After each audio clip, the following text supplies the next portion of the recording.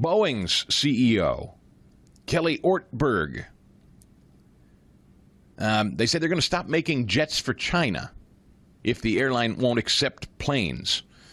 The jet maker wanted to highlight financial results in their latest quarter, showing that the company is emerging from its years-long financial crisis.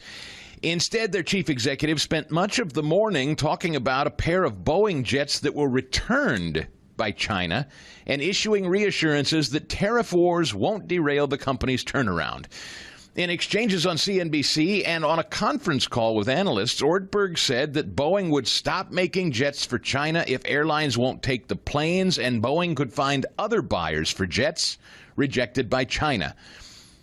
Said that Chinese airlines returned the planes because of high tariffs resulting from the U.S.-China trade war.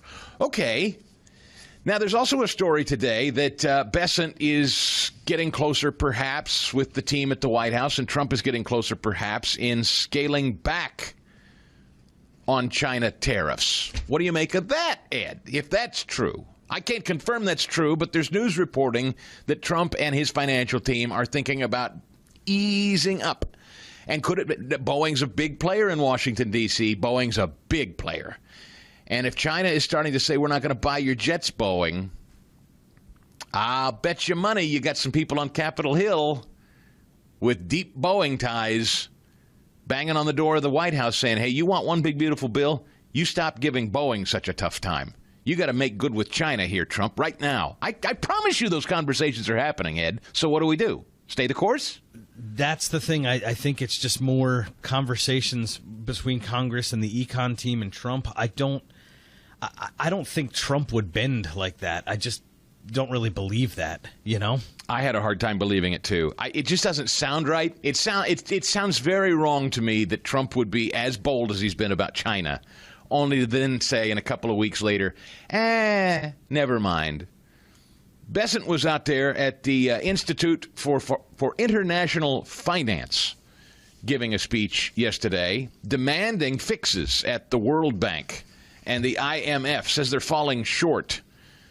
Bessent's comments offer the strongest hint yet of the White House's intention to try to nudge groups to align better with the Trump agenda. I remind you that the week began with J.D. Vance in India, telling India, join us.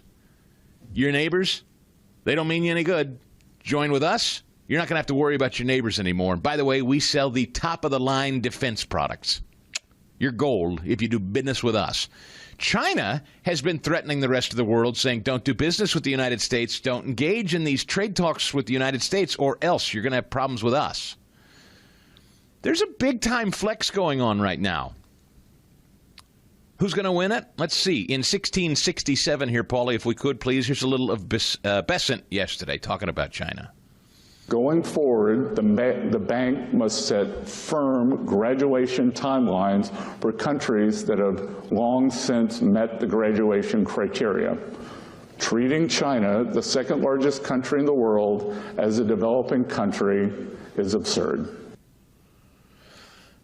Now, that was yesterday. Treating China as a developing country and giving them favor is absurd. Does that sound like a team that's going soft on China? It doesn't to me, Ed. It doesn't to me. I don't believe it. I think we're on to something, man. I'll change my mind if you can prove to me they're going soft on China, but that doesn't sound like it yesterday anyway. For full shows, live and on demand, it's Salem News Channel.